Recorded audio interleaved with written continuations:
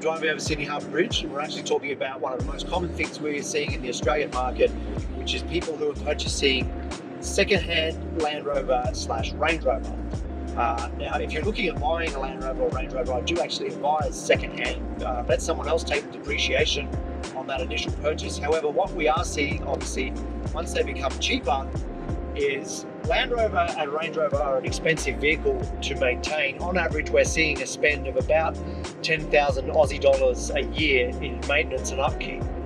But people who are purchasing these vehicles either second-hand, or we have seen a trend recently of people refinancing with their home loans with the interest rates being the way they are, and getting some additional funding from the bank and then purchasing the car that way. That in itself, look, I'm not a financial advisor or an economist, but you're going to pay for that vehicle over the next 30 years. It's going to be long gone 3 times over. I don't think that's a sensible choice, but get some financial advice around that.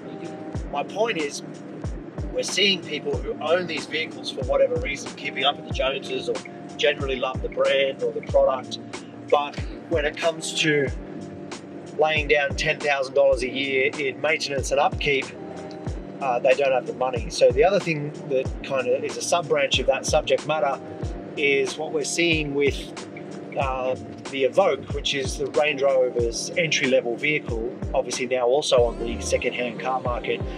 You can pick one up for maybe $25,000, $30,000, which means it's now affordable for most Australian households. However, the upkeep costs are the same as the premium high-end ones. You're still looking at a few $100,000 a year in maintenance.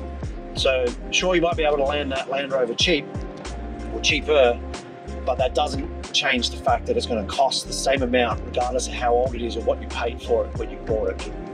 So take this in mind before you do your research of buying a second-hand Land Rover or Range Rover. And we are now in Sydney City. Good.